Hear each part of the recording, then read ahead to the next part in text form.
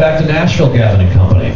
Thank you. Thanks for having us. Had you guys here back in October of last year to do a little block party out at 12th and Porter. That was tasty. That was so extreme. That was so cold. And so For Halloween weekend, no doubt. All right, let's start things back at the beginning. We're talking as far as when us in America got to know who Bush was. We're talking probably about 1994, maybe early 95-ish, with the advent of 16 Stone. And a young Troy Hansen heard Everything Zen for the first time, and the first line is, "There must be something in the weed." Or at least that's what I heard. in your weed. Yeah. And I didn't really have a question there, I just needed to say that. The line is, there must be something that we can eat. Yes, exactly.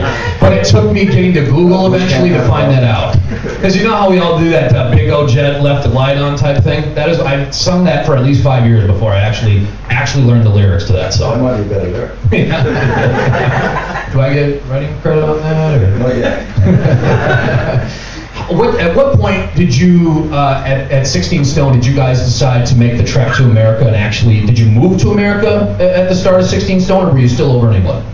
We were in England completely, all living in London, and so we just signed a record deal in America. We just had an independent label came in to give us this opportunity, which everyone really thought we were crazy because we didn't know these people, but we just took that chance, and here we are now. So sometimes you got to just go for it. How long were you gigging as a band before you got signed to Trauma? A couple of years, a year and a half. Yeah. And was it like playing to 10 people type thing?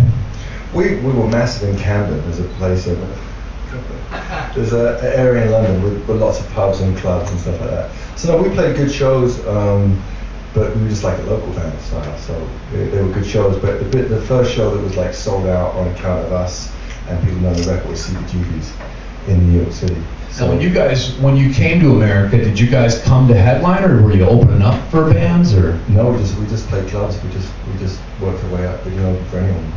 We just worked our way up, and we followed in the footsteps of all the great rock bands throughout the history of America, where they played from Patti Smith, Television, all those bands that started CBGB's. Then wherever we played, we'd hear every big band that had at some point in their careers, obviously early on, been through those places. So we thought we were on the right path, even though it was a small path. You kind of like came in almost at the tail end of the grunge explosion and managed to kind of take it and elongate it. I don't know if I would necessarily call you guys grunge per se, because it just, in my opinion, just kind of a straight up rock band. But there was definitely a benefit to having guys like Cobain pave the way for the entire '90s generation of music. For sure. Right? For sure. Yeah. So you get your first taste of American radio success by getting Everything Zen. You moved to Little Things, which, by the way, great rendition there, by the way, everybody, right? That's awesome. We eventually get to Glycerin, and that's really what kind of busted stuff open for you, wouldn't you say? Yeah, it's ironic that always happens, like even with rock bands, it's the ballad that busts stuff wide open because it kind of crosses all the genres. Yeah, and I'm glad you kind of said that. Does it kind of confuse you at times, or any of you guys in the band, when you know you got your core set of fans that are rock fans, and then you have that kind of ballad that maybe gets a little bit of crossover play, and suddenly the soccer moms want to come and hang out with you? It was about that time, probably about as we moved from 95 to 96, that I first met Chris. I have to credit Chris and Paige for actually introducing me to Thai food. We had Thai food together in, of all places, Des Moines, Iowa.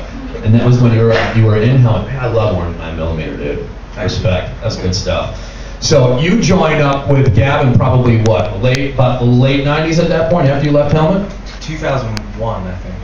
You're talking Golden State at that point? Yeah. Okay, before we jump in and get to Golden State, I want to move from 16 Stone, and we'll get to Science of Things. You want to jump in and do a tunage? Sure. Okay, we'll jump in, we'll do another tune here, and then we'll come back and have some more chitty chat with Bush. It's the Buzz Session, 102.9 The Buzz, everything that rocks.